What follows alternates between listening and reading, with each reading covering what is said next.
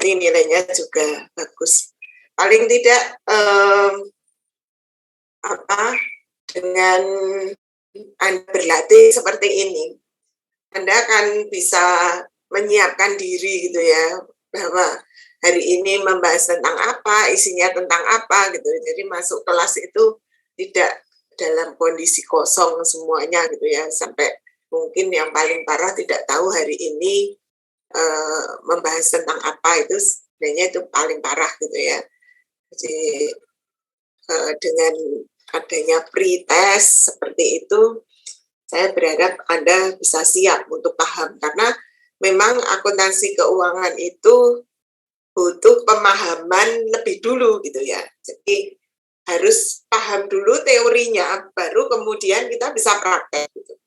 Meskipun sebenarnya ini lebih banyak orientasinya pada skill gitu ya, kemampuan untuk mengerjakan dengan berbagai macam soal-soal yang itu bisa dikerjakan dengan mudah dan cepat itu kalau berlatih gitu ya. Mungkin kalau Anda hanya mengandalkan saya di kelas gitu, mungkin soal-soal yang saya berikan tidak banyak gitu. Tetapi kalau Anda berlatih sendiri gitu mengerjakan, maka nanti akan semakin terampil gitu ya. Jadi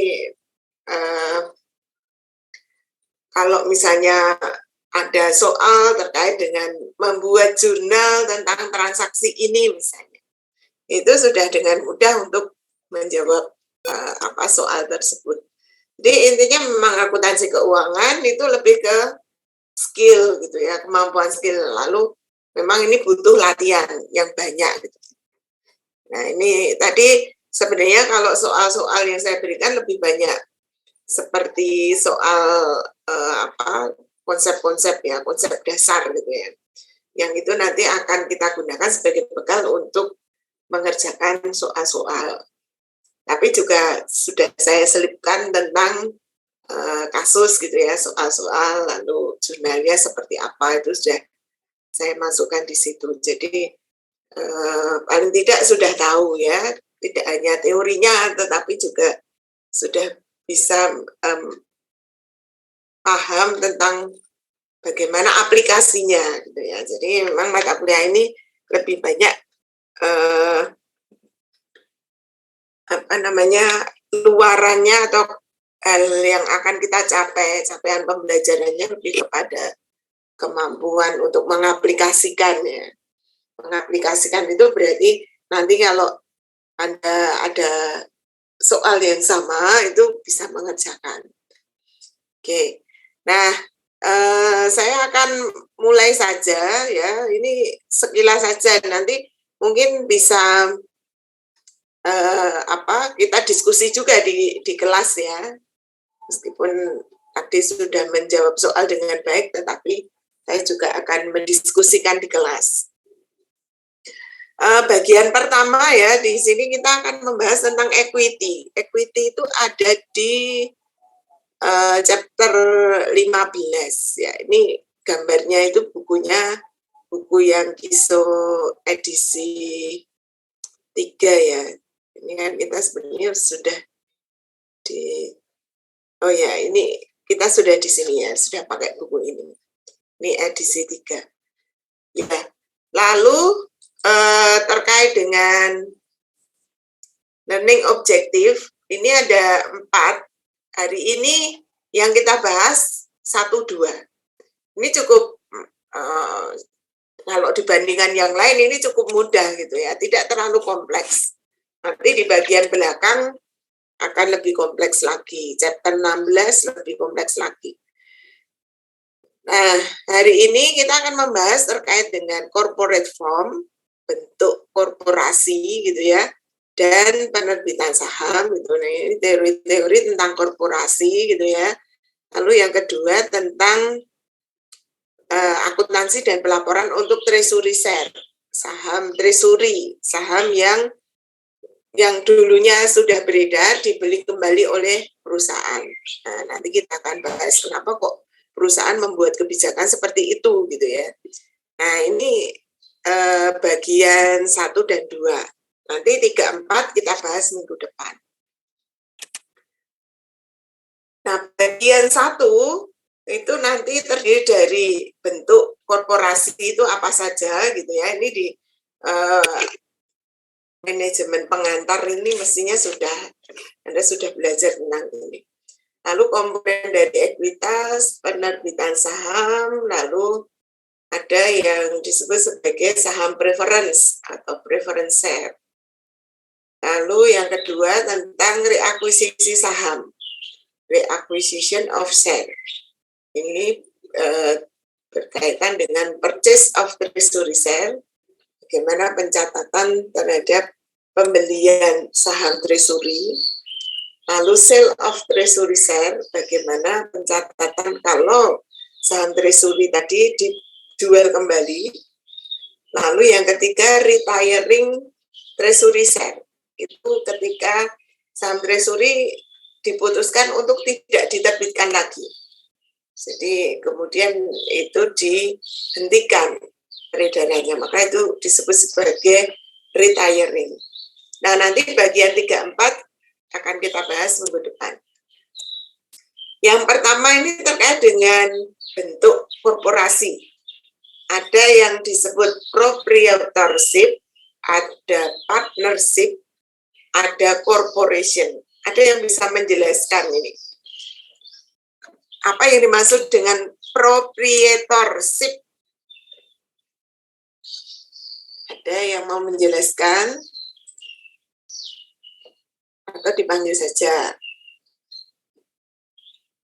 Panggil saja ya.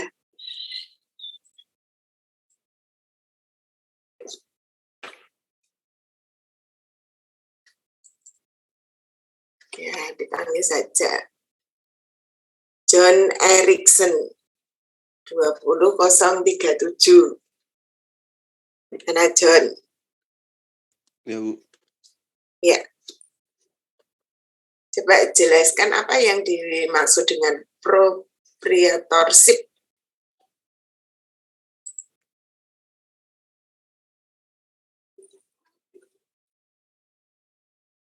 Apa John? Apa yang kamu tahu tentang itu?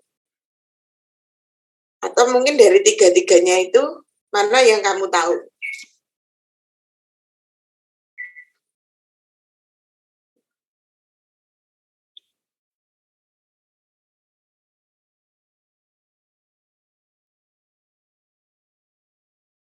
Ada yang mau berkomentar tentang corporate form? Tadi ada proprietorship, kemudian ada partnership, ada corporation. Saya boleh bantu, Bu. Coba 001, Bu. Sebentar, ini Novita dulu ya. Oke, Novita. Kalau yang pertama tadi itu proprietorship itu kayak perseorangan gitu.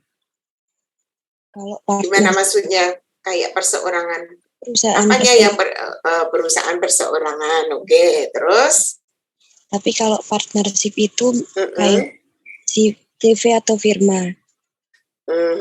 Terus? Gitu. Kalau yang ketiga tahu? Bu, saya mau. Oke, tadi Clara tadi mau ngomong ya? Ya, Bu. Ya. Saya ingin menjawab yang pertama, yaitu proprietorship itu sama aja kayak perusahaan perseorangan yang dimiliki oleh satu orang. Contohnya itu kayak saya jual pulsa atau enggak saya punya usaha catering gitu, Bu. Sekian, Bu. Oke, itu yang pertama ya. Tadi Cindy? Cindy, kalau ya tadi sama kayak Clara, saya mau ini coba jawab tiga-tiganya, Bu. Kalau yang perorangan tadi kan apa tadi proprietorship itu kan yang punya bisnis hanya satu orang saja, usahanya per orang. Tapi kalau misalnya persekutuan atau partnership itu usahanya dimiliki lebih dari satu pemilik, Bu. Sedangkan kalau perseroan atau corporation itu seperti PT gitu. Nah, bedanya apa? Partnership dengan perseroan atau korporasi. Ada yang tahu? Sekarang kan kita fokus pada, karena kita bicara mengenai equity ya. Berarti kalau equity itu kan terkait dengan modal. Modal itu artinya dana yang ditanamkan ke dalam perusahaan. Nah, dananya itu milik siapa gitu kan? Nah, kalau dananya itu milik satu orang, maka berarti perusahaan itu namanya perusahaan perseorangan. Kalau counter HP misalnya, itu belum tentu perusahaan perseorangan. Karena bisa jadi ada beberapa orang bersama-sama punya keinginan bikin counter HP, membuka counter HP. Nah, itu berarti itu bukan perusahaan perseorangan, meskipun bentuknya masih kecil gitu ya. Usahanya itu masih kecil, tetapi karena itu modalnya yang punya itu banyak orang gitu. Nah, maka mungkin itu bisa dikatakan sebagai partnership gitu ya. Bisa bentuknya CV atau firma gitu kan. Itu ya, jadi itu yang membedakan. Jadi kita fokusnya adalah pada pemilik modalnya. Ya, kalau perseorangan itu hanya satu orang yang punya. Perusahaan besar gitu ya, misalnya sekarang perusahaan jasa logistik gitu ya, dia punya armada banyak sekali gitu.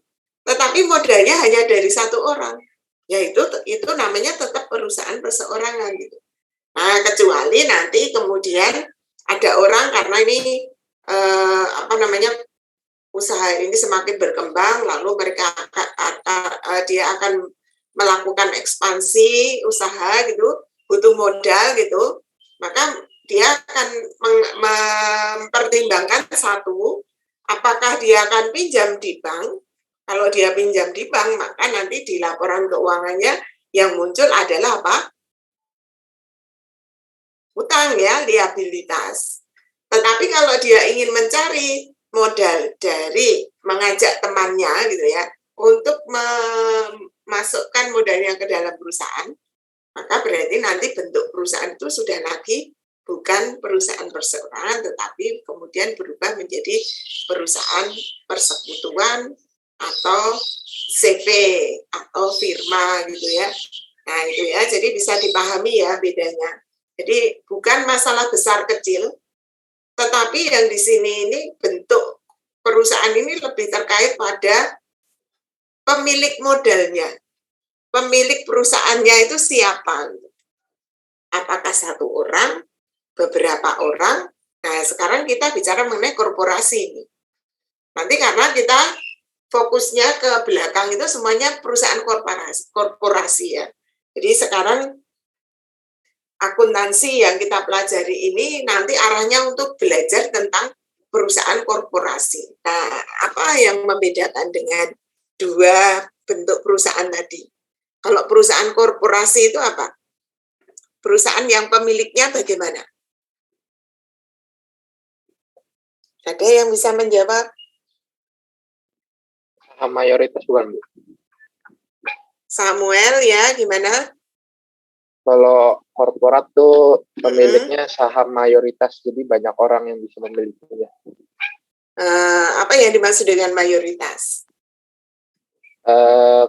Mayoritas kebanyakan. Kebanyakan. Enggak ding, berarti saham, berarti memang yang dijual sahamnya maupun siapapun dengan jumlah saham berapapun akan tetap menjadi pemiliknya. Oke, jadi nggak ada kata mayoritas ya. Jadi artinya perusahaan korporasi itu pemiliknya ditentukan dalam bentuk saham.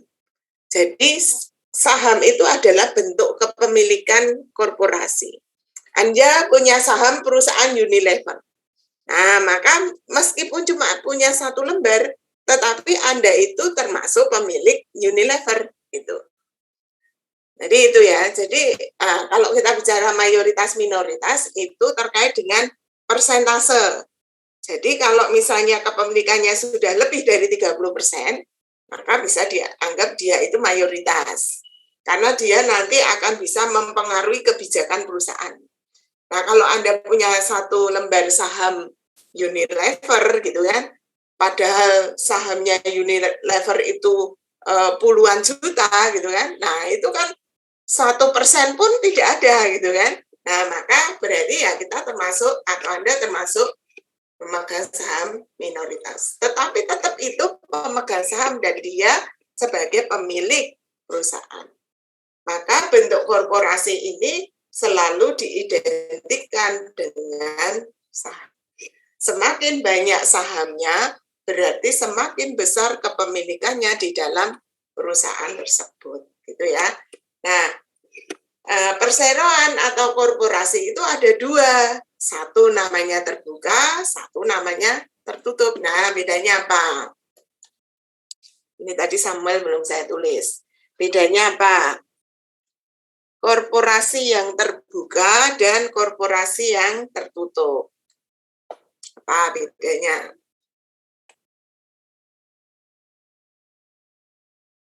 Ada yang bisa? Kok ada yang terbuka, ada yang tertutup? Kalau di perusahaan-perusahaan yang besar itu kalau Anda baca itu ya, di Bursa Efek itu belakangnya kan ada TBK belakangnya kan, itu singkatannya terbuka. Berarti namanya perseroan terbuka atau PT yang terbuka atau perusahaan korporasi yang terbuka itu adalah perusahaan yang sahamnya tercatat di Bursa Efek. Ya, sahamnya tercatat di Bursa Efek. Jadi saham itu nanti akan diperjualbelikan di Bursa Efek. Ya, sahamnya itu akan diperjualbelikan di Bursa Efek. Nah, maka pemiliknya itu nanti bisa berubah-ubah setiap saat gitu. Anda kan mudah untuk menjual membeli saham gitu. Maka kemudian pemilik bisa jadi Anda sekarang jadi pemilik, besok tidak lagi gitu ya. Nah, itu kalau perusahaan korporasi yang terbuka sangat liquid perdagangan sahamnya gitu ya. Jadi lebih mudah untuk diperjualbelikan karena ada pasarnya. Itu yang namanya PT terbuka. Nah, kalau PT tertutup apa ya? Kebalikannya, dia tidak terdaftar di Bursa Efek. Misalnya, ya ada banyak PT yang kemudian dia tidak terdaftar di bursa, tetapi dia namanya PT karena pemiliknya itu ditentukan dalam bentuk lembar saham gitu. Jadi misalnya ini ada modal 100 juta dari 3 orang gitu.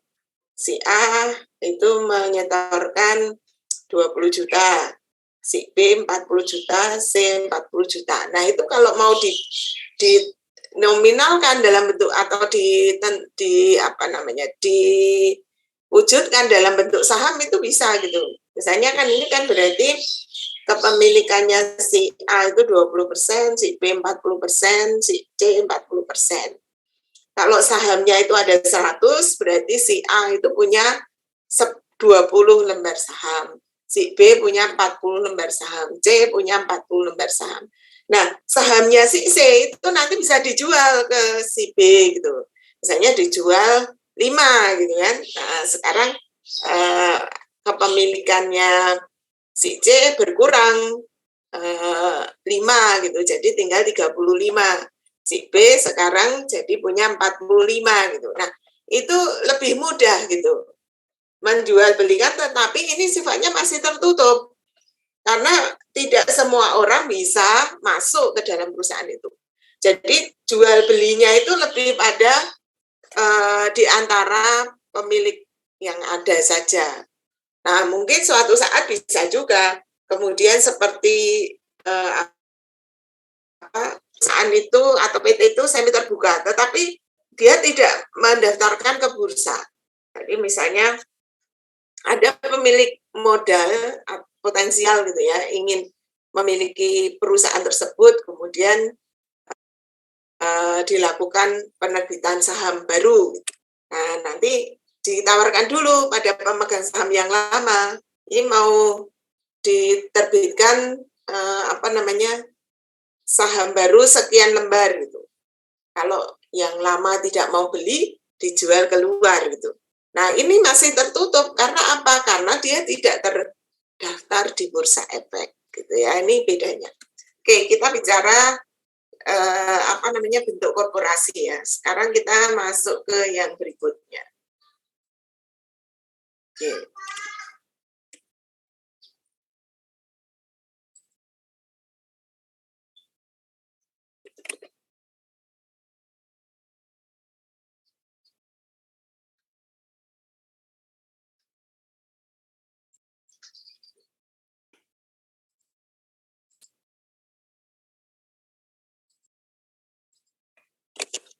Ya. Nah, bentuk korporasi di sini memiliki karakteristik khusus. Yang satu, ada undang-undang yang mengatur. Di Indonesia ada yang namanya Undang-Undang PT gitu ya. Nah, dalam Undang-Undang PT itu nanti akan diatur perusahaan itu harus seperti apa, lalu hubungan perusahaan dengan pemilik seperti apa gitu ya. Itu sudah diatur di sana. Termasuk juga kalau perusahaan itu perusahaan yang terbuka, maka dia harus punya struktur tata kelola perusahaan yang baik. Punya dewan komisaris, punya komite audit gitu ya. Nah, ini aturan-aturan atau undang-undang yang ada di dalam PT. Kemudian yang kedua adalah menggunakan sistem saham. Jadi tadi ya, kepemilikannya itu diwujudkan dalam bentuk saham. Kemudian yang ketiga, ada berbagai macam kepentingan pemegang saham ya. Jadi di sini lebih kepada apakah kepemilikan perusahaan itu bisa bentuknya pemegang saham biasa, bisa sebagai pemegang saham preferen, yang artinya pemegang saham itu punya hak keistimewaan gitu ya, ada hak istimewa yang dimiliki yang tidak dimiliki oleh pemegang saham biasa. Nah, kemudian yang berikutnya adalah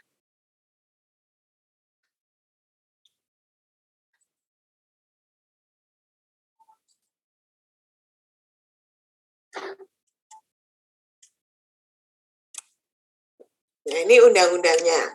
Jadi kalau undang-undang ini berkaitan dengan ya undang-undang yang dibuat oleh pemerintah ya. Jadi di sini perusahaan itu harus mengajukan permohonan untuk pendaftaran pada pemerintah dan sebagainya gitu ya. Nah, kemudian sistem saham ini ya.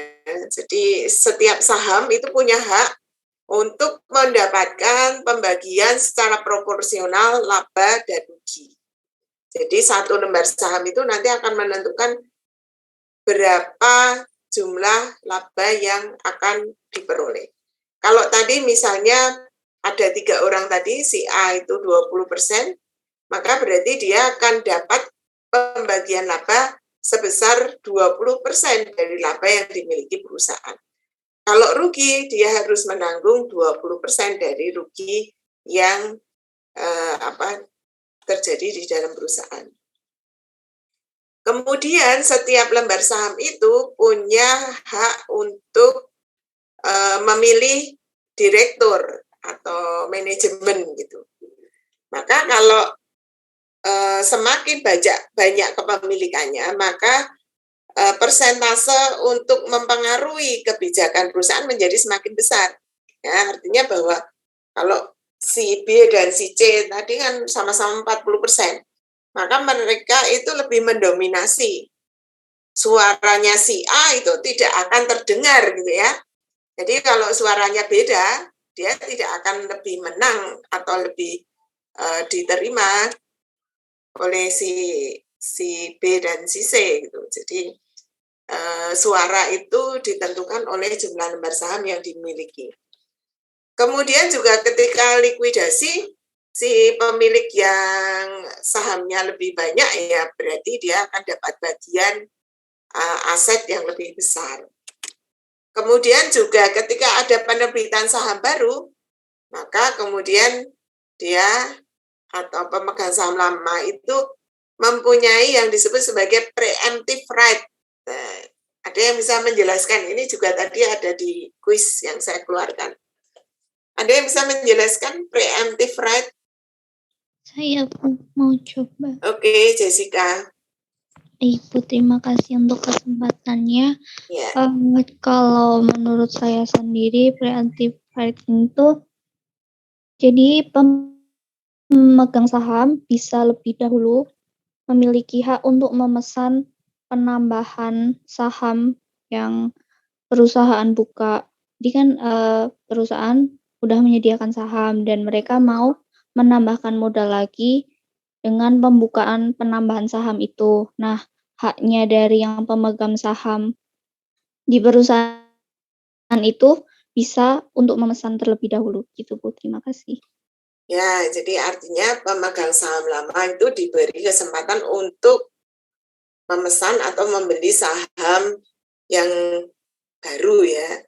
Kan perusahaan itu mau menambah modal supaya modalnya semakin besar gitu ya. Perusahaan kemudian menetapkan akan menambah jumlah lembar saham yang beredar. Nah, kalau seperti itu, pemegang saham lama diberi kesempatan dulu untuk membeli. Gitu. Kalau mereka tidak berminat, maka kemudian bisa dijual kepada pihak lain. Nah, kenapa kemudian pemegang saham lama itu diberi hak lebih dulu atau dia punya hak preemptive right gitu?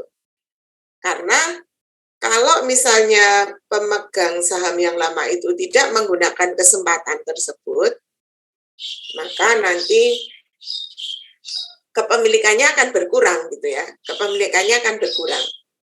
Karena apa? Karena berarti jumlah lembar sahamnya kan bertambah gitu ya. Jadi misalnya tadi hanya 100 lembar saham yang beredar gitu. Ya, ada 100 lembar saham yang beredar. Kalau misalnya ya tadi si A itu punya 20% saham. Ini si B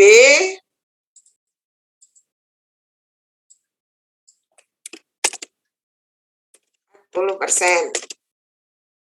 Si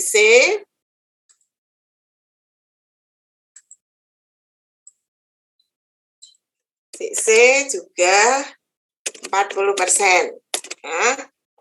Nah, ini sahamnya awalnya yang beredar itu adalah 100 lembar. Ada 100 lembar yang beredar.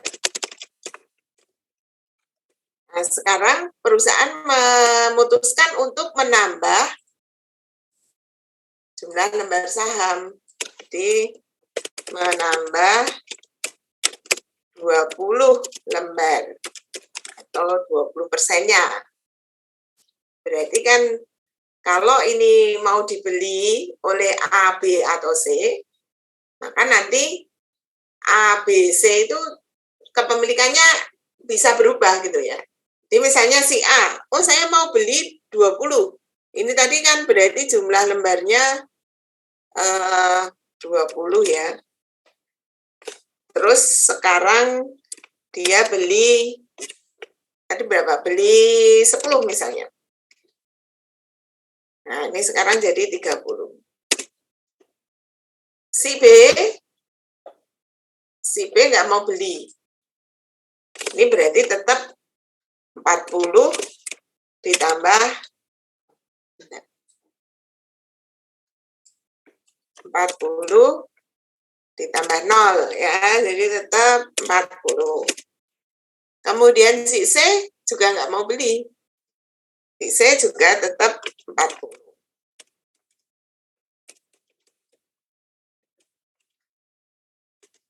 Si C juga tetap 40. Nah, lalu yang 10 mau kemana gitu ya? Ini kan yang mau dikeluarkan tuh 20. Yang mau membeli itu cuma si A. Berarti masih ada 10. Nah, sekarang muncul si si D gitu. Di sini ada D. D itu beli, oke, ini kan tadi 0% karena dia belum punya ya. Nah, si D sekarang beli 10. Ya. Nah, sekarang ini kan jumlahnya berapa ini? 30 tambah 40, 70. 70 tambah 40, 110 tambah 10, 120. Sekarang 120. Nah, sekarang coba kepemilikan A berapa? Ada yang bisa menjawab? Sekarang berapa persen kepemilikan A?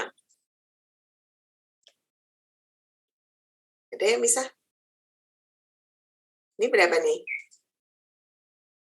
30 per 100. Siapa nih? Jessica. 120. Ya, berarti berapa persen nih?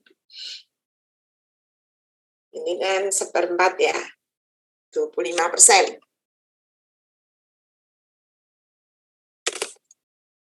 25%. Benar nggak? Benar ya? Oke, lalu si B? Si B berapa persen? 30, Bu. 33,3%. Oke, 33, Bu. ya. Oke. Siapa banyak ya? Every, terus Carlos ya, 20.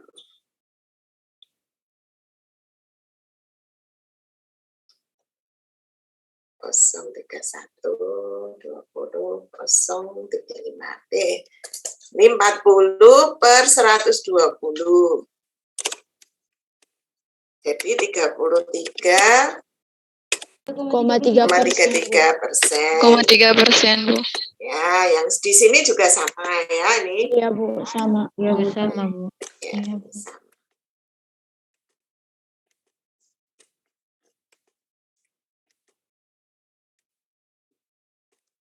SDA. Terus yang ini 8,33, Bu. 8,33, Bu. ya ya. Oke.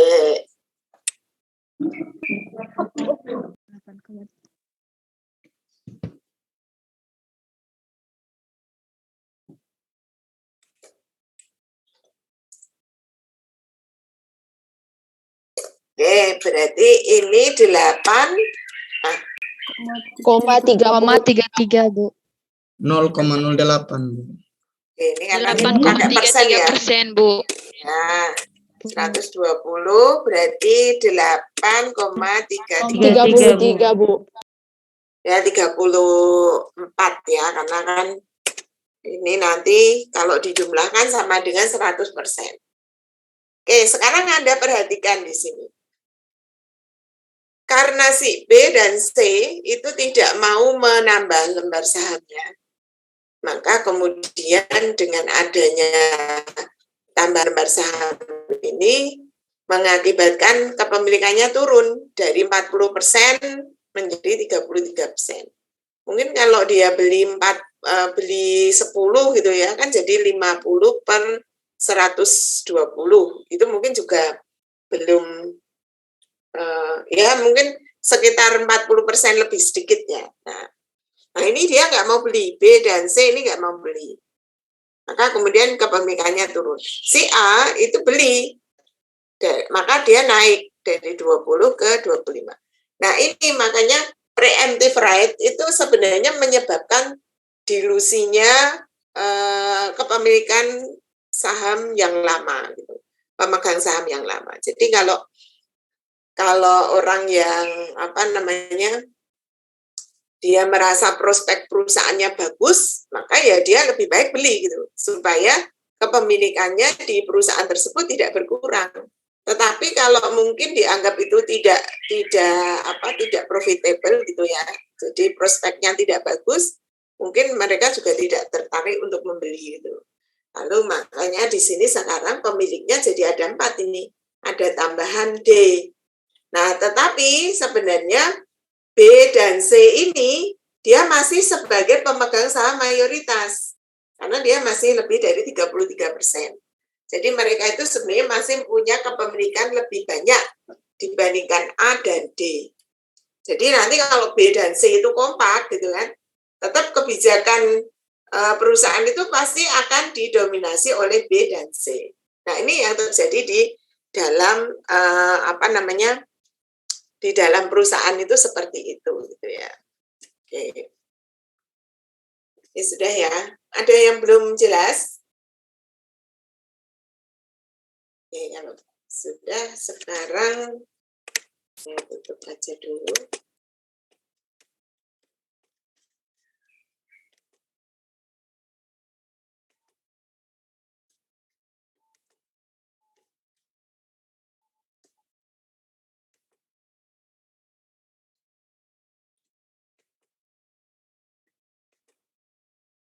sekarang yang berikutnya tadi sudah ya, preemptive right.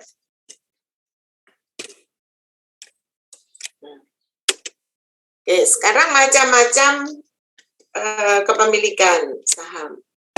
Ada yang namanya ordinary share, ada yang namanya preference share.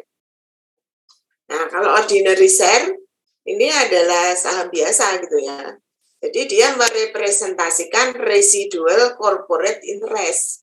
Jadi dia itu sebenarnya memiliki kepentingan yang tersisa saja gitu ya. Jadi artinya berarti pemegang saham biasa itu harus menanggung kerugian kalau perusahaan itu terjadi kerugian. Tetapi kalau perusahaan itu untung besar, maka dia akan mendapatkan keuntungan dari keuntungan yang lebih besar dibandingkan pemegang saham preferen gitu ya. Maka di sini kan risk of loss gitu ya. Jadi dia akan menanggung risiko akhir ketika terjadi kerugian, tetapi dia juga akan receive the benefit of success. Jadi dia akan mendapatkan manfaat atau keuntungan ketika perusahaan itu berkembang baik, ketika perusahaan itu sukses. Lalu not guaranteed dividend nor asset upon dissolution. Jadi artinya bahwa pemegang saham biasa itu mungkin tidak akan mendapat dividen, jadi tidak ada jaminan bahwa dia akan selalu dapat dividen. Dan juga ketika terjadi likuidasi, dia mungkin juga tidak akan dapat bagian dari aset yang dilikuidasi, gitu ya. Nah ini yang namanya ordinary share. Jadi ordinary share itu akan menguntungkan ketika perusahaan itu prospeknya bagus. Tetapi kalau prospeknya jelek, ya dia pasti akan menanggung kerugian lebih dulu. Oke, lalu preference share. Preference share ini punya hak istimewa gitu. Dan ini sebenarnya bisa kita katakan pemegang saham preferen itu mirip dengan pemberi utang atau kreditor gitu kan.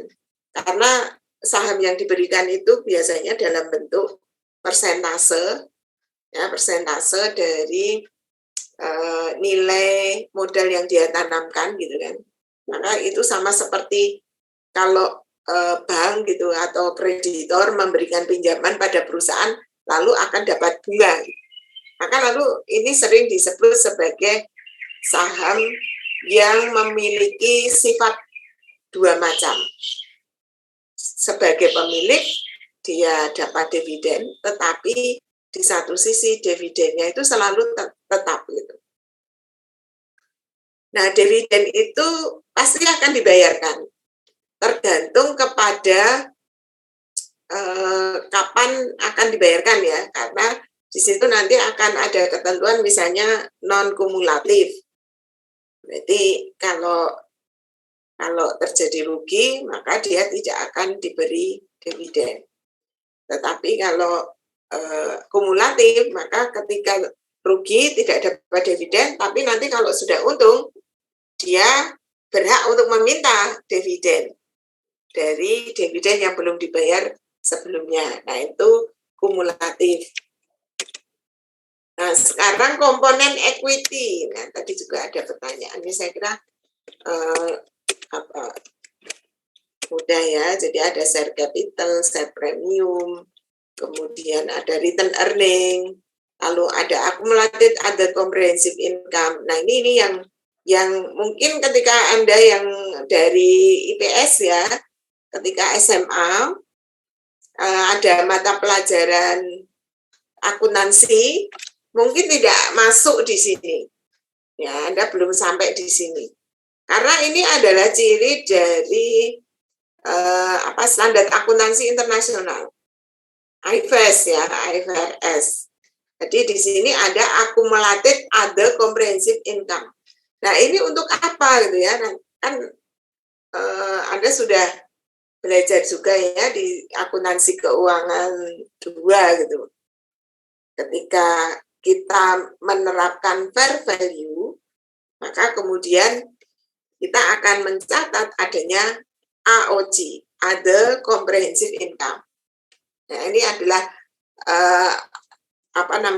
akumulatif other comprehensive income. Jadi akumulasi dari OCI yang sudah dicatat di dalam penilaian terhadap nilai wajar suatu aset atau liability gitu ya. Nah, ini AOC ini semuanya dikumpulkan di dalam ekuitas, dikumpulkan menjadi bagian dari ekuitas. Lalu ada treasury share, ini yang nanti kita pelajari di bagian berikutnya. Jadi ini adalah saham yang ditarik kembali dari peredaran. Nah, maka ini sifatnya nanti akan mengurangi ekuitas. Nah, dia tidak akan menambah ekuitas. Oke, lalu yang berikutnya non-controlling interest atau minority interest. Ini kalau perusahaan itu punya anak perusahaan, berapa kepemilikan dia di dalam anak perusahaan itu berapa, maka dicatat di non-controlling interest. Nah, ini nanti akan Anda pelajari di akuntansi keuangan lanjutan.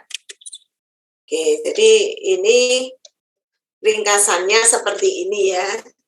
Jadi treasury share itu sebagai pengurang equity. Nah, di sini sebenarnya ini ada share premium ya. Ini baik untuk ordinary share maupun preference share. Nah, apa yang dimaksud dengan share premium? Coba ini diulang lagi nih. Apa yang dimaksud dengan share premium? Ada yang mau menjawab? Apa share premium? Nilai Oke, Angela. Selisih nilai par dengan harga pasar. Selisih nilai par dengan harga pasar. Oke. Selisih nilai pari dengan harga pasar, yaitu namanya premium. Kalau saham perusahaan dijual pada harga di bawah nilai pari gitu ya, par value-nya, maka kemudian premiumnya negatif gitu ya. Jadi nanti posisinya pada posisi debit, tapi sebaliknya posisinya pada posisi kredit gitu ya. Maka nanti bisa nilainya itu positif, bisa nilainya negatif, tergantung kepada berapa hasil penjualan dari saham tersebut di pasar. Kalau yang bagus ya nilainya pasti di atas nilai pari gitu ya, karena kan harga sahamnya misalnya 1.000 kok cuma dijual 900, berarti nanti kalau mau dikembalikan kepada pemegang saham, perusahaan harus nombok 100 gitu. Nah, ini maka premium negatif itu lalu kemudian bisa mengindikasikan bahwa perusahaan itu tidak bagus gitu. Orang mau beli lebih rendah dibandingkan nilai fundamentalnya gitu ya. Jadi itu mengenai share premium. Oke, lalu di mana? Tutup.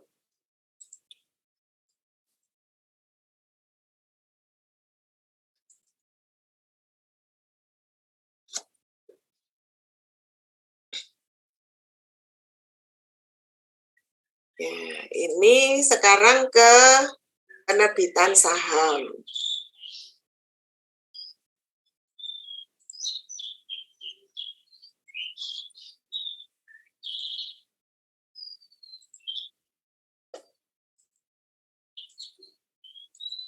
Ya, jadi ketika perusahaan menerbitkan saham itu bisa menerbitkan saham yang punya nilai pari, ada yang tidak punya nilai pari. Kemudian bisa juga menerbitkan saham dengan kombinasi atau dijual bersamaan dengan sekuritas yang lain. Misalnya dijual saham biasa dan saham preferen bersama-sama gitu ya. Atau saham dengan obligasi, itu bisa saja seperti itu. Kemudian ada saham yang dijual non-cash dengan transaksi non-cash, itu artinya bahwa yang diterima oleh perusahaan tidak selalu dalam bentuk cash atau tunai. Bisa Dia terima mesin, bisa terima tanah, bisa terima bangunan. Jadi artinya sebagai pemilik modal pun misalnya ya, misalnya saya mau mendirikan perusahaan. Saya punya 2 orang teman. Masing-masing dari kami bertiga ini setuju, pokoknya nanti kantor perusahaannya ada di rumah saya, gitu ya. Nah, ini silahkan nanti dipakai, gitu kan, untuk kantor perusahaan. Lalu 2 teman saya itu setuju, gitu ya, dia nanti memberikan kontribusi dalam bentuk uang misalnya, yang lain gitu. Nah, nanti akan dinilai nih, nilai gedung saya berapa gitu kan. Nah, itu nanti akan dikonversikan dengan berapa lembar saham yang saya miliki gitu. Berarti berapa persen kepemilikan saya. Nah, ini bentuk penerbitan saham non cash dengan transaksi non cash. Jadi nanti di dalam neraca itu akan muncul di situ ada building gitu ya, bangunan gitu. Tetapi di sisi kanan itu ada equity. Jadi nanti di sisi kanan itu ada building, ada cash gitu ya. Lalu di sisi kanan equity, share ordinary share gitu. Misalnya seperti itu ya. Ini berarti penerbitan sahamnya dengan transaksi non cash. Lalu terkait dengan biaya-biaya penerbitan saham itu bagaimana nanti perlakuannya?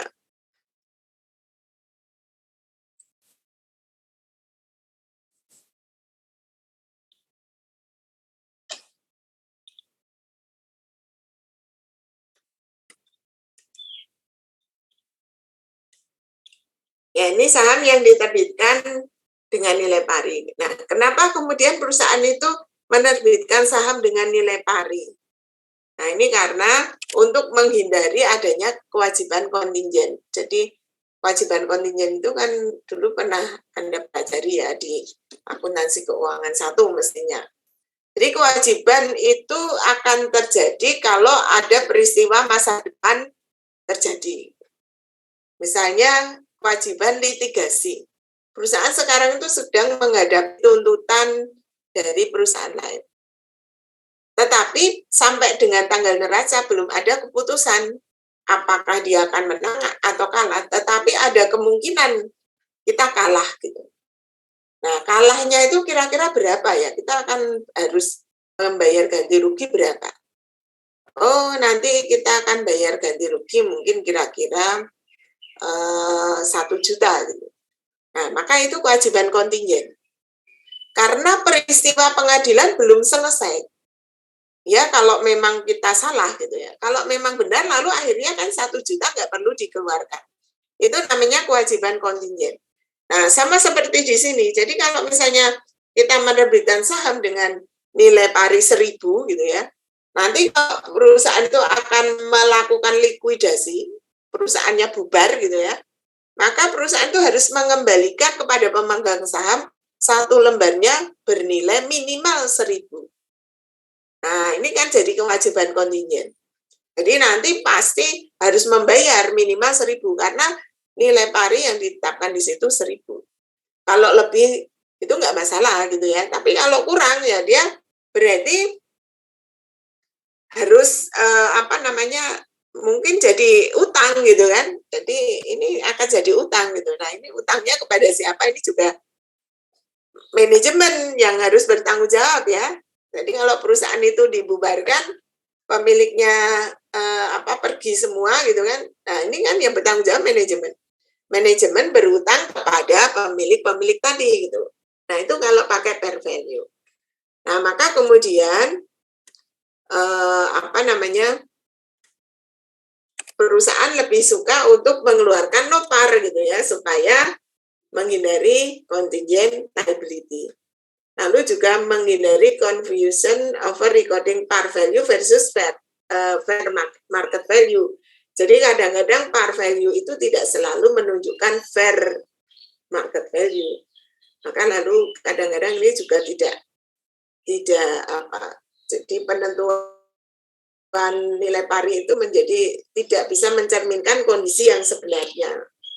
Nah, ini alasan kenapa kemudian saham diterbitkan tanpa nilai pari. Nah, ini sekarang jurnalnya ya. Ini ada video elektronik itu mengotorisasi 10.000 lembar saham biasa dengan pada nilai pari. Nah, kalau diotorisasi itu berarti belum dijual ya. Itu kan baru diotorisasi. Nah, kalau sudah diterbitkan ISUS gitu ya, maka baru kita catat. Jadi kalau baru mengotorisasi maka tidak ada jurnal. Kan tidak ada jurnal yang 10.000 itu nggak ada jurnalnya.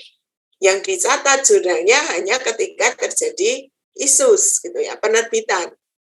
Nah, di sini video elektronik ISUS ya 500 share gitu ya. Jadi dia menerbitkan 500 lembar saham pada kas gitu ya, berarti dijual secara tunai dengan harga 1.000 per lembar, 10 euro per lembar. Maka zonanya di situ cash 5.500 kali 10, kreditnya share capital ordinary. Nah, ini saham ini tidak punya nilai pari, maka semuanya dicatat sebagai share capital ordinary. Nah, sekarang kalau dijual pada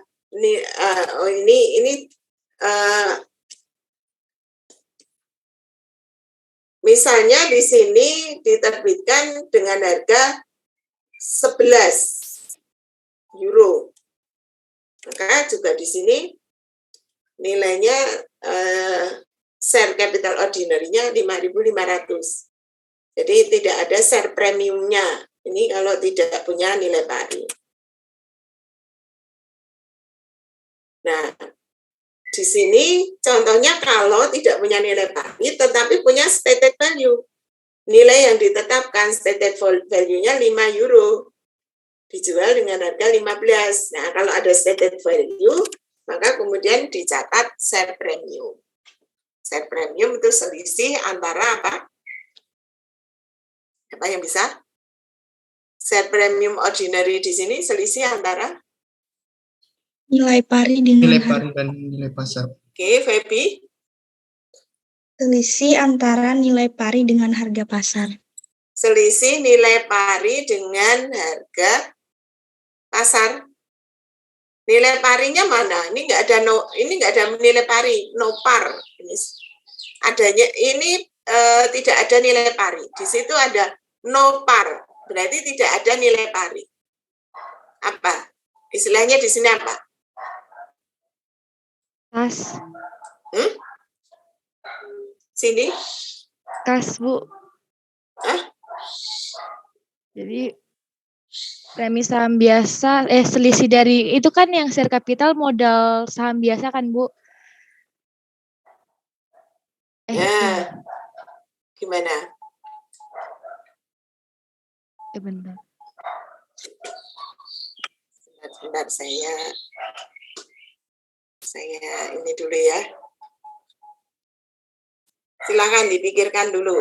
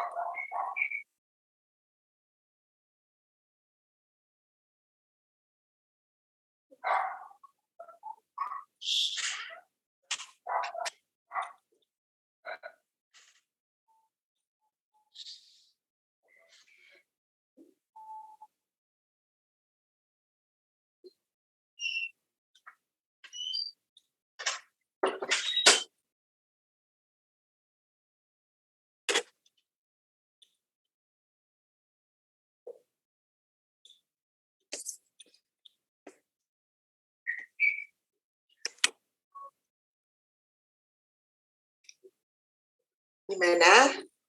Sudah ketemu? Saya ingin mencoba. Deborah? Di ilustrasi yang ini, share premium itu selisih antara share capital dengan langsam pembayaran. Mana lamsamnya? Ada lamsam ini. Ini baru bicara mengenai no par share. Tapi siapa tadi yang menjawab kalau ini selisih antara nilai pari dengan harga pasar, ini nilai parinya nggak ada kok. Jadi selisih antara apa dengan apa? Bu, saya mau mencoba, Bu. Oke, Kusmi. Share premium ordinary itu selisih antara nilai nominal dengan harga pasar, Bu. Nilai nominal dengan harga pasar. Nggak ada nilai nominal di sini. Mana nilai nominalnya? Mau mencoba, Bu. Oke, Angela. Selisih dari nilai yang ditetapkan sama nilai harga pasar yang diterbitkan. Harga pasar itu pasti sama dengan harga transaksi ya. Kalau misalnya Anda beli barang itu, harga pasarnya 10.000, tapi Anda dapat diskon 9.000. Itu berarti nilai transaksinya itu harga pasarnya 10.000, Anda beli dengan harga 9.000. Nah, nilai transaksinya itu 10.000 apa 9.000?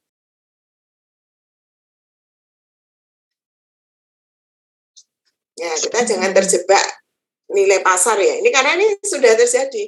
Jadi belum tentu harga pasar itu yang selalu menjadi, karena itu kan harga di luar, bisa jadi kita itu kan beli lebih rendah. Maka kan berarti di sini kan dijual dengan harga 15. Nah, kita nggak tahu ini harga pasar apa bukan. Bisa jadi harga pasarnya 20, tetapi dijual dengan harga 15. Berarti ini kan nilai transaksinya. Berarti selisih antara apa? Selisih antara tadi sudah benar?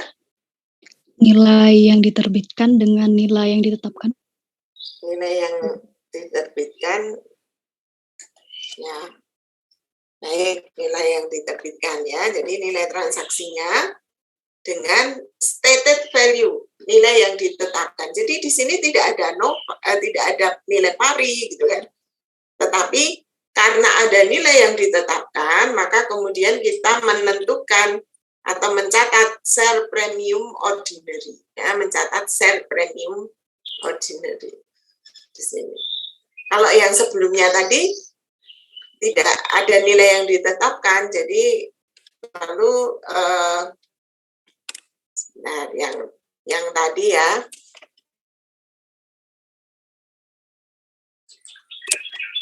nah ini yang sebelumnya ini kan no par ya, without par value, berarti kan no par value.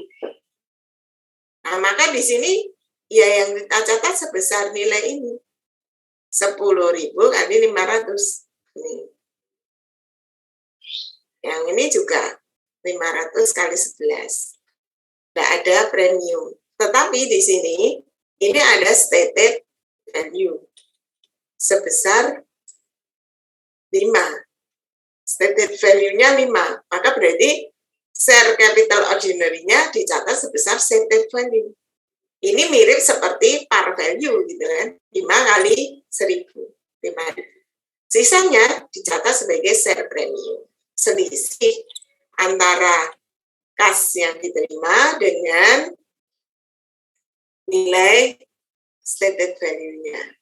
Jadi berarti 15.000 dikurangi 5.000. Ada 10.000 gitu.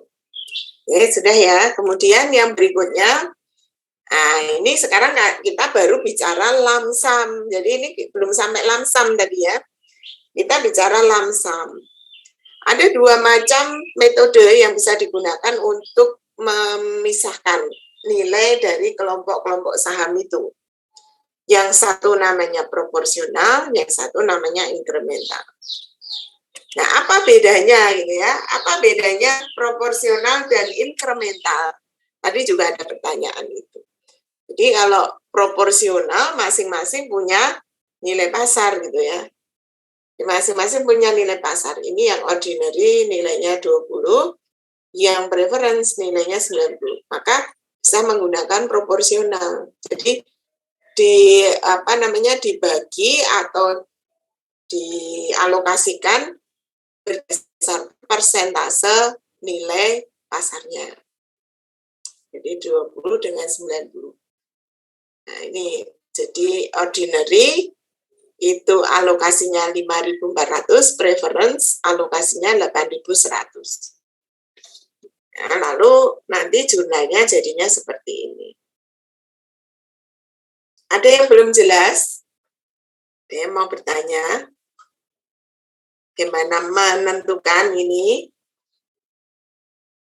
Kalau tadi sudah mengerjakan kuis, mestinya sudah dipelajari. Ya, oke, silakan. Kalau ada yang mau bertanya, mungkin sudah baca tapi ada yang belum paham gitu. Ada?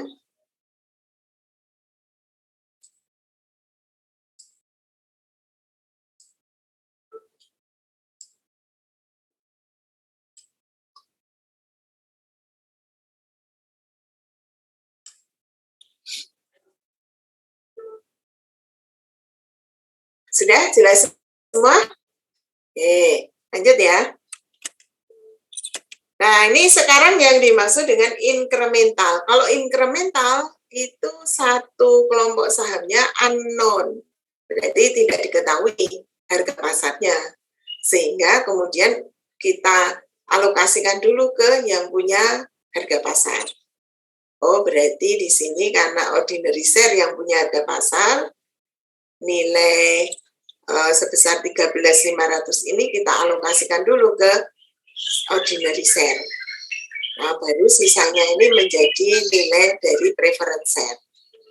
Nah, lalu jurnalnya jadinya seperti ini ya. Tadi 7.500 untuk preference share, ordinary share 6.000 tadi. Ini yang dimaksud dengan incremental. Jadi incremental itu digunakan ketika masing-masing kelompok itu ada yang tidak punya harga pasar, sehingga kemudian alokasinya dilakukan ke yang punya harga pasar, ke harga pasar dulu, yang punya harga pasar dulu, sisanya baru untuk yang tidak punya harga pasar.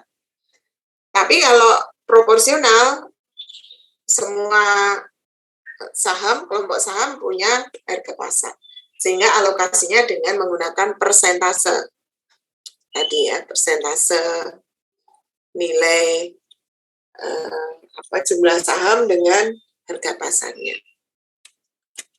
Oke, sekarang transaksi non kas. Nah, ini juga butuh perhatian khusus dan harus hati-hati mencermati. Karena kadang-kadang jadi salah gitu ya. Yang pertama di sini general rule-nya. Company should record share issues for services or property other than cash at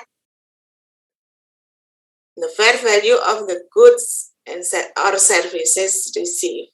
Jadi berarti ketika mencatat transaksi non kas, yang kita perhatikan dulu adalah apakah ada fair value dari good or services yang diterima. If the fair value of the goods or services cannot be measured reliable, use the fair value of the share issues. Berarti kalau goods or services itu tidak punya fair value, maka kemudian gunakan fair value of the share issues. Jadi berarti gunakan nilai wajar dari saham yang diterbitkan. Jadi rule-nya, aturan umumnya itu yang pertama lihat dulu, ada nggak nilai wajar dari good or services yang diterima. Jadi kalau tadi misalnya saya menanamkan modal ke perusahaan dalam bentuk gedung. Ada nggak nilai wajar dari gedung yang saya serahkan? Nah, kalau tidak, maka kemudian kita lihat dulu, apakah saham yang nanti akan diterbitkan itu sudah ada nilai pasarnya belum? Kalau sudah ada, oh berarti pakai nilai itu saja gitu. Nah, tetapi kalau dua-duanya tidak ada, maka kemudian kadang-kadang kita harus meminta jasa aktuaris gitu ya, penilai itu. Kira-kira gedung ini harganya atau nilai wajarnya berapa gitu. Baru kemudian kita bisa menentukan berapa persentase kepemilikan yang saya miliki di perusahaan tersebut gitu. Nah, ini sekarang contohnya misalnya di sini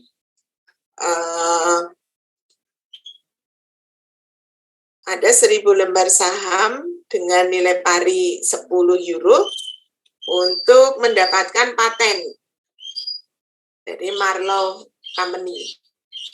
Nah, Marlowe Company itu tidak memiliki nilai wajar dari paten, tetapi punya nilai wajar saham. Maka kemudian kita gunakan nilai wajar saham itu untuk menilai paten. Jadi nilai patennya sama seperti nilai wajar saham. Nah, ini kemudian share capital ordinary 100.000 itu dari 10 kali 10.000 ya. Selisihnya adalah share premium ordinary. Nah, sekarang Marlowe itu tidak bisa menentukan nilai wajar saham, tetapi dia menentukan nilai wajar paten 150, maka ya pakai nilai wajar paten. Nah, maka sebenarnya kalau yang pertama ya harus dilihat dulu nilai wajarnya ada enggak untuk patennya, baru ke nilai wajar saham. Di penentuannya lebih ke situ. Urutannya adalah nilai wajar dari aset yang kita terima dulu, baru kemudian menggunakan nilai wajar saham. Nah, kalau misalnya di sini tidak ada nilai wajar dari saham dan juga tidak ada nilai wajar dari paten, tetapi ada independent consultant values the patent itu harganya 125.000 gitu kan. Maka kemudian yang nilai patennya kita tentukan 125.000, nanti share capital ordinary-nya 100.000, share premiumnya 25.000. Nah, ini share issues in non-cash transaction. Oke, kemudian penerbitan saham ini kan biasanya ketika perusahaan menerbitkan saham itu ada biaya-biaya langsung yang keluar ya, seperti biaya underwriter gitu, biaya untuk penjamin saham. Jadi sebelum saham itu masuk ke bursa, saham itu nanti akan ada brokernya gitu ya. Jadi dia akan ditampung oleh broker itu. Broker itu nanti yang akan memasarkan sahamnya di bursa. Nah, broker itu namanya underwriter gitu. Nah, broker itu pasti dia akan diberi fee gitu ya. Nah, itu yang disebut sebagai underwriting cost. Kemudian accounting and legal fees. Sebelum perusahaan menerbitkan sahamnya, itu perlu ada persyaratan bahwa laporan keuangan perusahaan selama 3 tahun sebelumnya harus sudah diaudit oleh auditor. Lalu juga perlu ada pengesahan sertifikat saham oleh notaris, gitu ya. Maka itu legal fees. Lalu printing cost, biaya untuk mencetak sertifikat saham. Lalu ada pajak. Ya, ini semuanya adalah direct cost yang terjadi ketika perusahaan menjual saham. Lalu bagaimana perlakuannya? Perlakuannya adalah ini dianggap sebagai biaya langsung ya. Maka kemudian akan mengurangi prosit, maka ini dianggap sebagai biaya, bukan menjadi bagian dari ekuitas. Ini langsung dibiayakan. Lalu preference share itu meliputi preferensi untuk mendapatkan dividen, preferensi mendapatkan aset lebih dulu ketika likuidasi, memiliki preferensi untuk mengkonversi sahamnya menjadi saham biasa, kemudian dia bisa mengambil atau menjual saham dengan lebih mudah gitu ya. Jadi dia bisa melakukan callable. Callable itu artinya dia meminta perusahaan untuk mengambil alih kembali saham yang dia miliki gitu. Meminta untuk menarik kembali gitu. Kalau treasury share itu kan sebenarnya bisa juga karena callable ya, tapi bisa juga karena kebijakan perusahaan. Nah, kemudian non-voting itu artinya ya dia tidak memiliki tidak memiliki hak untuk memilih direktur atau dewan komisaris atau dewan direksi. Nah, lalu saham preferen itu ada yang sifatnya kumulatif, partisipatif, convertible, callable, redeemable, gitu ya. Nanti dilihat di sana. Nah, ini sebenarnya seperti ini, sama seperti saham biasa ini kalau diterbitkan bersama-sama ya, share capital preference, share premium preference. Bedanya di penjelasan di belakang. Kalau ordinary ya ordinary, kalau preference ya preference. Reakuisisi saham, ini yang terakhir ya, bagian kedua. Kenapa perusahaan itu kemudian mengambil kebijakan untuk membeli kembali saham yang beredar? Yang pertama adalah untuk melakukan efisiensi pajak ya, terhadap kas yang berlebih ke pemegang saham. Jadi misalnya perusahaan itu kalau bagi dividen, pemegang saham itu akan kena pajak atas dividen. Nah, supaya pemegang saham itu tidak kena pajak,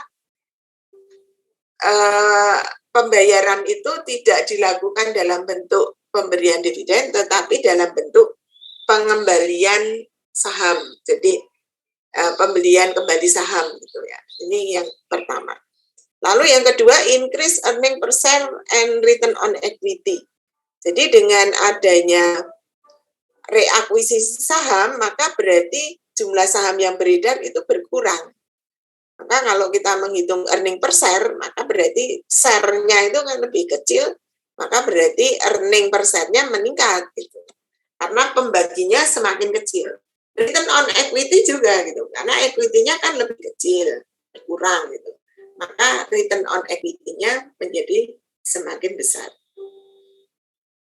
Nah, ini juga kita harus hati-hati ya ketika membaca laporan keuangan, apakah ada kebijakan atau corporate action yang dibuat oleh perusahaan terkait dengan reakuisisi. Jangan-jangan nanti laba berlembah saham itu meningkat hanya karena reakuisisi, bukan karena performance perusahaan yang bagus gitu ya. Jadi kalau investor yang pinter ya dia mesti bisa membedakan gitu ya. ROE-nya kok naik gitu, padahal ternyata terjadi reakuisisi. Lalu provide share for employees compensation contract or to meet potential merger needs. Jadi berarti di sini kan kenapa perusahaan membeli kembali saham, karena dia memiliki tujuan akan memberikan saham kepada karyawan gitu. Jadi maka dia butuh saham yang nanti akan diberikan kepada karyawan. Maka salah satu caranya ya menarik kembali saham yang sudah beredar. Lalu untuk mengatasi terjadinya take over gitu ya.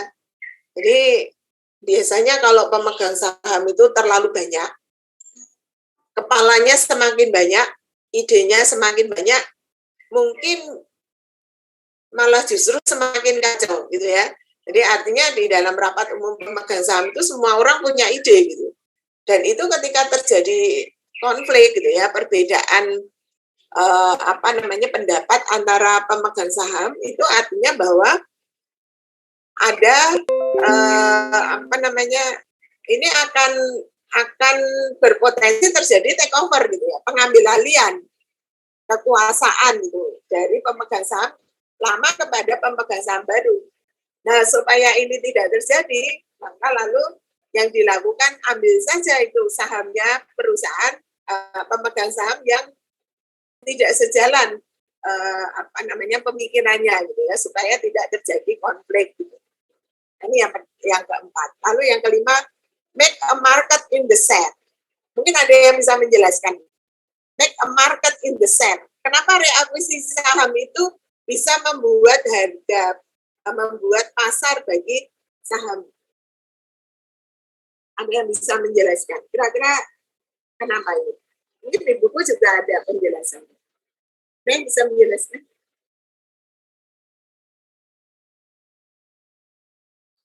Kenapa kok reakuisisi saham itu bisa memberikan atau membentuk pasar bagi saham perusahaan? Mengapa? Anda bisa menggunakan teori atau hukum permintaan penawaran. Nah, hukum permintaan penawaran itu kan saham itu kan seperti barang juga, barang komoditas gitu ya. Kalau barang yang dijual itu banyak gitu kan, maka harga pasti akan murah gitu ya. Misalnya panen raya, cabai gitu ya. Kalau semua petani itu memanen cabai, lalu cabai itu masuk ke pasar semua, maka produksi barang itu berlimpah. Kalau barang berlimpah, maka harga akan turun. Nah, bagaimana barang itu bisa dinaikkan harganya? Ketika suplainya diturunkan gitu ya. Caranya bagaimana supaya suplainya diturunkan? Ditarik dari pasar, gitu ya. Diambil dari pasar gitu ya. Jadi misalnya sekarang minyak goreng, gitu. Minyak goreng itu kan langka gitu kan, harganya naik gitu kan, sampai 2 kali lipat. Sekarang 1 liter aja harganya 25.000 gitu. Padahal sebelumnya cuma 10.000, jadi sudah naik 2 kali lipat lebih. Gitu. Nah ini artinya karena di pasar terjadi kelangkaan sehingga harga itu naik. Di awal-awal pandemi dulu, suplai masker itu terlalu sedikit. Gitu. Padahal yang butuh banyak, karena pemerintah kemudian membuat kebijakan semua orang harus pakai masker. Wah, bagaimana caranya supaya bisa meningkatkan suplai? Gitu. Pada saat terjadi krisis, suplai sedikit, permintaan banyak, harga masker naik berlipat-lipat. Gitu. Lalu diambil inisiatif yang lain, pakai kain bisa gitu ya. Lalu pengusaha-pengusaha tekstil, penjahit-penjahit kemudian beralih profesi yang sebelumnya itu menjahit baju, sekarang bikin masker. Nah, setelah suplai masker itu menjadi lebih banyak, orang sekarang sudah tidak banyak pakai masker kain gitu ya, karena mereka lebih suka pakai yang non-disposable gitu ya, jadi bisa langsung dibuang gitu ya. Nah itu yang terjadi sama seperti saham tadi. Kalau jumlah saham yang beredar banyak, harga di pasar rendah. Nah supaya harga naik, terangkat gitu kan, diambil saja sebagian saham yang ada di pasar.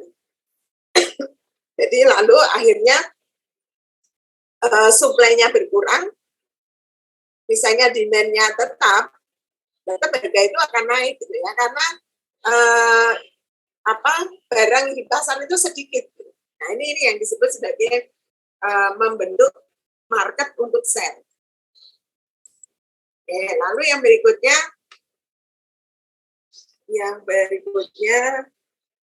nah ini akuntansinya ya. Jadi ada 2 metode, cost method dan par value method. Ya, yang dibahas di sini lebih banyak ke cost method. Ini misalnya perusahaan itu sebelum melakukan reakuisisi ya, ini kan ada saham ordinary 100.000, share premium 900, return earning 300. Lalu dilakukan pembelian kembali saham 100 lembar dengan harga 1. Ini seperti ini. Nah, ini menerbitkan dulu. Yang diterbitkan 100, harga nilai parinya 1, harganya 10, return earning-nya tadi 300. Nah, tanggal 20 Januari mengakuisisi 10 dengan harga 11. Maka berarti treasury share 110, kreditnya cash.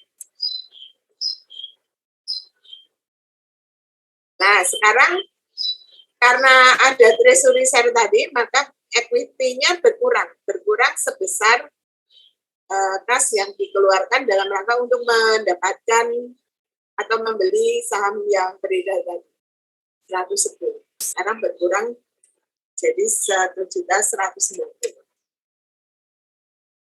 Nah, sekarang kalau di atas atau di bawah, ini pada saat penjualan. Kalau kemudian dijual kembali gitu yang 11 tadi, maka berarti kalau dijual lebih tinggi, maka kita catat share premium treasury di kredit. Kalau dijual lebih rendah, share premium treasury-nya di debit. Nah, kemudian sisanya, kalau masih dijual lagi di bawah nilai penjualan pertama, maka share premium treasury-nya tidak boleh di debit melebihi saldonya. Tadi saldonya kan tinggal 1.000 ya. Tadi kredit 10 Maret itu 4.000, 21 Maret 3.000, maka saldonya kan tinggal 1.000. Maka di debit maksimal 1.000. Nah, kekurangannya mau diambil dari mana? Dari return earning 2.000. Nah, itu cara akuntansinya ya. Nah, lalu kalau mau retiring dihentikan, ya berarti di cancel saja gitu ya. Jadi treasury-nya di antisus gitu ya, dikeluarkan. Jadi ada penjelasan. Oke, saya kira ini mungkin ada pertanyaan.